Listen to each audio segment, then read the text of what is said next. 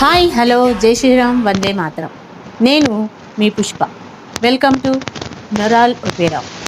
చాలామంది నా ఫ్రెండ్స్, నా స్టూడెంట్స్ మీ ఛానల్కి మొరాల్ ఒపేరా అని ఎందుకు పెట్టారు అని అడుగుతున్నారు. మోరల్ కాదా అని అడుగుతున్నారు.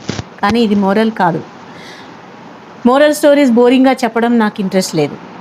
బర్నింగ్ సిచ్యువేషన్స్ మీద ఫోకస్ చేయడం నా ఇంటెన్షన్.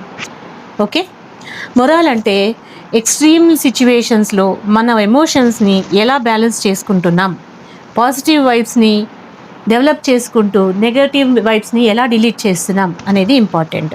దీనివలన మన కాన్ఫిడెన్స్ లెవెల్స్ పెరుగుతాయి. మన కలలను నిజం చేసుకోవడానికి ఇది చాలా ఉపయోగపడుతుంది. నా ఈ వీడియోస్ మీకు అలా ఉపయోగపడతాయని నేను ఆశిస్తున్నాను. మీకు ఈ సందర్భంలో నా ఫేవరెట్ పోయెట్ రాబర్ట్ ఫ్రాస్ట్ రాసిన ఒక ఇంగ్లీష్ పోయం గురించి చెప్పాలనుకుంటున్నాను. దాని పేరు లాడ్జ్డ్. దాన్ని తెలుగులో ఎక్స్ప్లెయిన్ చేస్తాను.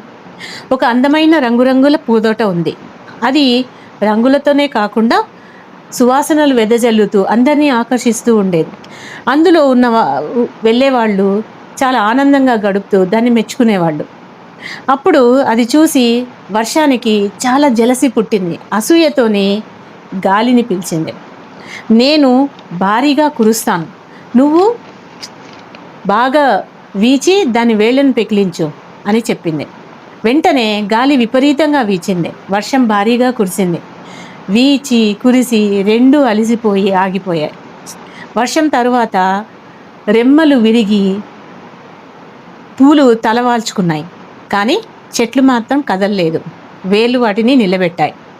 కదలకుండా అవి ఇప్పుడు కాకపోతే కొన్నాళ్ళకి మళ్ళీ ఆ పూలు పూస్తాయి.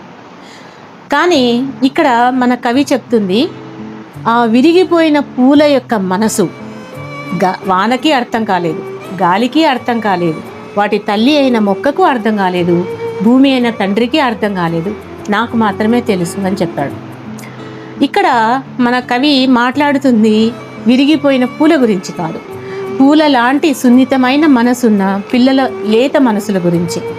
పిల్లలకి మార్క్స్ తక్కువ వస్తే టీచర్ కొడతారు, అమ్మ తిడతారు, నాన్న కొడతారు, అన్న చెల్లి అందరూ వెక్కిరిస్తారు, ఫ్రెండ్స్ ఎగతాళి చేస్తారు. కానీ నీకు నేనున్నాను అని భుజం మీద చెయ్యి తట్టి భరోసా ఇచ్చేవాళ్ళు ఎవరూ ఉండరు.